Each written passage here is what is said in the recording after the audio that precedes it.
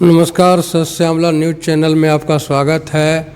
आज हम नवादा जिला के बारसलीगंज प्रखंड के अफसर गांव के एक स्वतंत्रता सेनानी जिनका नाम ज्वाला प्रसाद सिंह जी है, उनके पुत्र श्री राजकुमार जी से बात करेंगे। ज्वाला बाबू के जीवनी के बारे में, उन्होंने स्वतंत्रता संग्राम में अपना क्या योगदान दिया था उसके बारे में, अफसर में कुछ प्राकृतिक ये कुछ ऐतिहासिक स्थल है उसके बारे में भी सर से जानकारी लेंगे।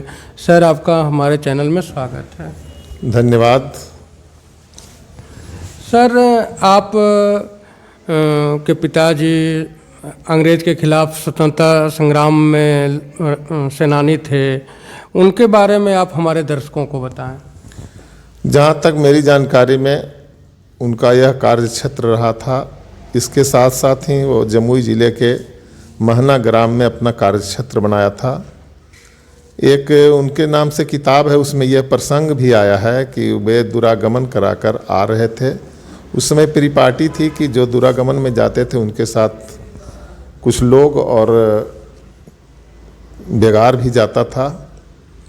वह उन्हें किसी ने सूचना दिया कि महना कचहरी को कार्यक्रम के लिए रखा गया है।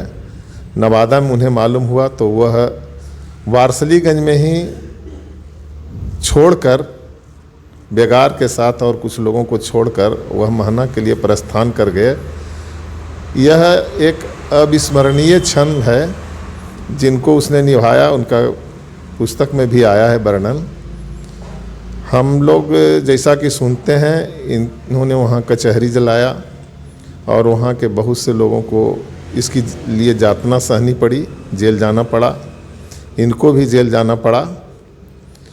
उस समय तो लोग कहते थे कि ज्वाला जी जला दिया गांव को, लोग कहते थे, लेकिन बाद में जब उन्हें पेंशन मिलना शुरू हुआ और स्वतंत्रता सेनानी का सभी प्रकार का लाभ मिलने लगा तो सभी ज्वाला जी की जय मनाते थे वहाँ। और इसके साथ कई कहानियाँ जुड़ी हुई है। हमारे गांव में हमने होश संभाला तो हमने देखा कि प्रभा जी हमारे घर में रहती थी और जयप्रकाश जी आते थे जो मिडिल स्कूल में रहते थे। और लोग कहते हैं कि कर्पूरी ठाकुर और रामानंद तिवारी भी एक समय फरार थे। उस समय भी हमारे गांव में प्रवास किए थे। दिन में पुलिस के भय से वो भवानी बिहार के बघमरवा एक बहुत बड़ा घना बगीचा था, उसमें रहते थे और प्रायः भोजन वगैरह करने के लिए हमारे गांव आते थे। टहल कर कुछ दिन समय वो लोग प्रवास के समय यहाँ भी बिताए थे और जयप्रकाश जी के साथ इनका बहुत बढ़िया संबंध था। जहाँ तक इन्होंने आज़ादी के दरमियान अच्छी भूमिका अदा किए। गांव से ये निष्कासित होकर पुलिस में भी भर्ती हो गए थे। वहाँ ये कमलाकांत झा के नाम से भर्ती हो गए। वहाँ का जो मेजर था वह इनसे हिंदी सीखता था और इनको इंग्लिश सिखाता था। यह गांव में बहुत अंग्रेज़ सरकार प्रताड़ना दे रही थी। हमारे परिवार के लोग प्रताड़ित थे। हमारे गांव के और भी जो गोतिया वगैरह थे वो चाहते थे कि यह किसी तरह से अरेस्ट हो जाए जिससे कि हम लोग को प्रताड़ित नहीं हो और हम लोग का जान बचे। हुआ यह कि इन्होंने गांव के ही एक व्यक्ति से अपने बारे में किसी तरह से जानकारी दे दिया। उस व्यक्ति से जानकारी मेरे परिवार के लोगों को हुआ। मेरे परिवार के लोग इनको वहीं पुलिस छावनी में ही अरेस्ट करवा दिया। जहाँ की अंग्रेज़ सरकार को मालूम हुआ तो इनके एक तरफ का पंजड़ा तोड़ दिया था बंदूक के कुंदा से। ये हम लोग देखे कि ये एक तरफ झुककर भी चलते थे, जिसका कारण था कि इनका एक तरफ का पंजरा टूटा हुआ था। फिर ये इलाज में आए, कुछ दिन जेल रहकर, तो इनकी सेवा पटना में रहकर जयप्रकाश जी, प्रभा जी और भी लोग किए, जिसमें 2 से ढाई महीना जैसा कि लोग कहते हैं इलाजरत रहे और वहाँ से फिर स्वस्थ होकर आए। ये सब उनकी जीवनी की अविस्मरणीय कथा है। लोग बताते हैं कि आज़ादी के ऐसे दीवाने थे कि घर, बाप के इकलौता बेटा थे, घर आते थे, खलिहान में ही अपना सारा गल्ला पाती बेचकर और स्वतंत्रता संग्राम के लिए कूद पड़ते थे, चले जाते थे और उसी में इन्हें दिलचस्पी थी। अपना सारा जीवन इन्होंने उसी में बिताया। जब यहाँ की सरकार बनी, पंचायती राज व्यवस्था लागू हुआ, तो यह प्रथम मुखिया भी गांव के रहे और आज भी उनके नाम से ग्राम अफसर में ज्वाला प्रसाद, स्वतंत्रता सेनानी ज्वाला प्रसाद सिंह गेट बना हुआ है। उनकी एक मूर्ति भी लगी हुई है और उनके नाम से लोग जयंती मनाते हैं और उस अवसर पर बहुत दिनों से कार्यक्रम होते आ रहा है और भविष्य में भी कार्यक्रम चलते रहेगा। उनका जयंती कब है? उनका पुण्यतिथि मनाया जाता है 17 दिसंबर को, जिसकी मूर्ति का अनावरण गांव में जो मूर्ति लगी थी उसका रामाश्रय बाबू किए थे। पूर्व विधायक, पूर्व मंत्री रामाश्रय बाबू किए थे। यहाँ उनके नाम से ITI कॉलेज भी है, उसमें भी उनकी मूर्ति लगी हुई है, जिसका अनावरण गिरिराज बाबू जो अभी भी वर्तमान में मंत्री हैं वही किए थे। और उनकी पुण्यतिथि पर लोग आते हैं और उनकी पुण्यतिथि मनाई जाती है, उनको याद किया जाता है। उनका बहुत सारा किया हुआ कार्य, जिस समय कहीं बिजली की व्यवस्था नहीं थी, लोग कहते हैं कि उनके कार्यकाल में, उनके मुखियागिरी में हमारे गांव ही नहीं ग्राम पंचायत में बिजली की व्यवस्था दी गई थी। हमारे पंचायत के जो भी विद्यार्थी पढ़ते थे मिडिल हाई स्कूल या ग्रेजुएशन में, उनका पेमेंट भी उन्होंने मतलब पंचायत से व्यवस्था कर रखी थी। साथ ही साथ पंचायत का एक ड्रेस चलता था जिसमें ब्लू पैंट और उजला शर्ट, उनके ज़माने में पंचायत में पूरी ये व्यवस्था थी। और पारितोषिक वगैरह भी मतलब दिया करते थे। हमें थोड़ा थोड़ा याद है, उस समय हम बहुत छोटा थे, रूम में सब कुछ रखा हुआ था। मैं भी गया वहाँ, जो वितरण करने वाला शिवलाल सिंह स्नेही सिंह थे, तो हमको देखे तो हमें भी एक स्लेट और पेंसिल दिया गया था। लेकिन वो व्यवस्था रखते थे, करते थे और पंचायत के प्रति बहुत ही सजग थे। उनका संबंध पुरी जी के साथ भी बहुत बढ़िया था। पुरी जी के चुनाव में भी उन्होंने अहम भूमिका अदा की थी, जिसके चलते पुरी जी यहाँ के सांसद हुए थे। गांव में किसी प्रकार की घटनाएं घटती थी तो वह उसको निदान के लिए तत्पर रहते थे। गांव के रविदास टोला या मांझी टोला के लोग, जो पुराने अब बचे हुए हैं शेष, वह भी कहते हैं कि प्रायः उस समय हैजा डायरिया वगैरह हुआ करता था, तो वो उसमें रात भर खड़ा रहते थे और डॉक्टर की व्यवस्था कर, अपनी तत्परता से बिजली व्यवस्था कर, लाइन जलाकर, जैसे भी हो लोगों को सजग करते थे और लोगों की सेवा करते थे, जो कि अभी भी लोग अविस्मरणीय मानते हैं और उनका याद किया करते हैं।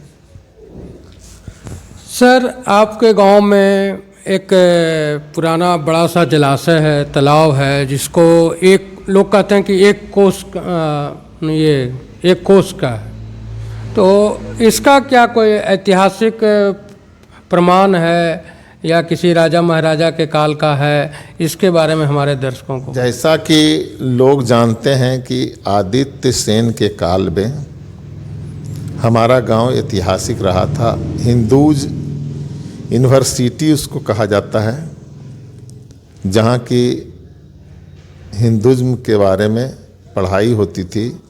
वो गढ़ जो है उसमें हॉस्टल था और उसमें सारी रचनाएं हिंदू से संबंधित, जैसा कि रामायण की रचनाएं हाल फिलहाल तक बना हुआ था, और शिव की प्रतिमा और विष्णु की प्रतिमा भी बहुत सारे हमारे गांव में बिखरे हुए हैं। देवी देवताओं का भरमार है। हमारे यहाँ बराह की मूर्ति है जो अन्यत्र नहीं ही है, कहीं देखने को मिलता है। और बहुत सारी मूर्तियां हैं, बहुत सारा धरोहर है जिसे अब लोग, पहले से भी लोग कुछ संजोए हुए थे, अब हम लोग भी अपने नेतृत्व में उसको संजो रहे हैं, उस धरोहर को बचाने का भरसक कोशिश कर रहे हैं। और आदित्य सेन के समय कार्यकाल का ही यह सब रचनाएं हैं। सर, आप ऐतिहासिक गांव से जुड़े हैं और आपके पिताजी भी स्वतंत्रता सेनानी थे, बाद में मुखिया भी रहे। उन्होंने कुछ परंपरा को भी कायम किया। आगे चल कर के वहाँ की अफसर पंचायत की जनता ने आपको भी मुखिया बनने का मौका दिया। आपने अपने काल में, मुखिया का जो काल रहा, उसमें अपने गांव में या अपने पंचायत के लिए जो किया, वो हमारे दर्शकों को बताएं। यह बताने की बात नहीं, हम बताएंगे तो अपने मुंह से अपनी प्रशंसा करना तो अच्छा नहीं लगता है, परंतु मैंने भरसक अपने पंचायत को किसी और पंचायत से पीछे नहीं रहने देने का कोशिश किया। मैं अपने पंचायत में पार्क बनवाना, जिम बनवाना, जीविका भवन बनवाना, पंचायत भवन, सरकार भवन बनवाना और जितनी भी सरकार से सुविधाएं मिली उसका भरसक मैंने अपने पंचायत में उतारने का कोशिश किया। और पंचायत देखने की बात है, हमारे पंचायत में बहुत सारे गांव हैं। मिट्टी का दरेस तो लगभग रोड और नाली लगभग नहीं के बराबर मेरे पंचायत में आप देखेंगे। मैंने भरसक कोशिश किया है कि सभी सुविधाएं जो सरकार से उपलब्ध है वह मेरे पंचायत को मिले और भरसक मिल भी रहा है। आपके गांव के बगल में पार्वती एक गांव है जहां पहाड़ भी है। एक मगही के लेखक ने उसके बारे में लिखा है कि वहां भगवान बुद्ध भी आकर के वास करते थे। इसके बारे में अगर आपको कुछ जानकारी हो तो हमारे दर्शकों को बताएं। भगवान बुद्ध की वहाँ मूर्तियाँ हैं, लगी हुई है मूर्तियाँ, अभी भी है और पहले भी था। वहाँ लोग कहते हैं किसी काल में राजा वहाँ निवास करते थे, जो स्नान के लिए, उस समय पोखर तालाब ही हुआ करता है, मेरे तालाब में स्नान के लिए आया करते थे और पूजा करने के लिए इसी गढ़ पर, जो गढ़ है जिसमें शिव और विष्णु की मूर्तियाँ बहुत सारी है, उसमें पूजा करने के लिए आया करते थे। पार्वती में पुराना धरोहर है और उसे भी संजोने का ज़रूरत है। जहाँ तक सरकार की निगाहें वहाँ तक गई है। कुछ कार्य वहाँ हुआ है धरोहर को सजने का, बनाने का, वह प्रशंसनीय कार्य है। वहाँ एक गुफा भी है जिस गुफा में लोग कहते हैं कि संवाद हुआ था, तो उस गुफा में लकीर दिया हुआ है। उस संवाद के बारे में लोग जैसा कहते हैं कि वहाँ बुद्ध और किन्हीं से संवाद हुआ था, जो संवाद का वो लकीर बताते हैं लोग। और उसका इतिहास हमारे तालाब से, हमारे गांव से भी जुड़ा हुआ है। दोनों धरोहर को सहेजने का काम है, ज़रूरत है। हमारे गांव में एक बहुत बड़ा तालाब भी है जिसमें नौका विहार, जिसमें सीढ़ी का निर्माण, ये सब कार्य मैं अपने कार्यकाल में कराया हूँ, जिसका लाभ लोगों को मिल रहा है। सर, आप अपने मुखिया काल में काम किया। आज जो मुखिया हैं या आने वाले चुनाव में जो मुखिया बनेंगे, उनके लिए आप हमारे चैनल के माध्यम से एक संदेश दें। मैं तो कहूँगा, मुखिया मैं नहीं था तो भी सामाजिक सोच हमारी थी, जो सामाजिक भूमिका हमसे हो सकता था, हम पहले भी निर्वहन करते थे। और लोगों को भी यही आग्रह, विनती, निवेदन करेंगे कि समाज के लिए, समाज के दबे कुचले लोगों के लिए आप खड़ा रहें जिनके लिए आप करेंगे वह भी आपके लिए करेंगे ही, निश्चित रूप से करेंगे। इसी के कारण मैं निर्विरोध पंचायत समिति भी रहा, निर्विरोध मुखिया भी रहा, और कुछ विरोधाभास हुआ तब भी मैं मुखिया लोगों ने बनाया, अच्छा मत से हमें मनोनीत किया और मुखिया बने। रिजर्वेशन के कारण सीटें सब बाधित हुई तो हमारी पत्नी सरपंच भी रही, और यह मेरा सेवा काल का स्वर्णिम अवसर रहा, अच्छा अवसर रहा। और मैं लोगों से भी यही कहूँगा कि आप सेवा करेंगे तो लोग उसका प्रतिफल जरूर देंगे, सेवा की भावना रखना चाहिए, यही आग्रह करूँगा। सर, आप हमारे दर्शकों के लिए अपना कीमती समय निकाला, इसके लिए आपका धन्यवाद। आपको भी धन्यवाद जो आपने इस चैनल में हमको शामिल करने का कोशिश किया। जय हिंद, जय भारत। आप अभी अमान मुखिया जी को सुन रहे थे। उन्होंने ज्वाला बाबू के बारे में बताया, ज्वाला बाबू ने किस तरह से अंग्रेज़ के खिलाफ काम किए थे, उनके साथ क्या क्या घटनाएं घटी उन्होंने बताया। आगे नवादा में बहुत सारे प्राकृतिक स्थल हैं, ऐतिहासिक स्थल हैं, अपने चैनल के माध्यम से आप लोगों को जानकारी देते रहेंगे। आप सभी से आग्रह है कि इस चैनल को सब्सक्राइब करें, शेयर करें। धन्यवाद।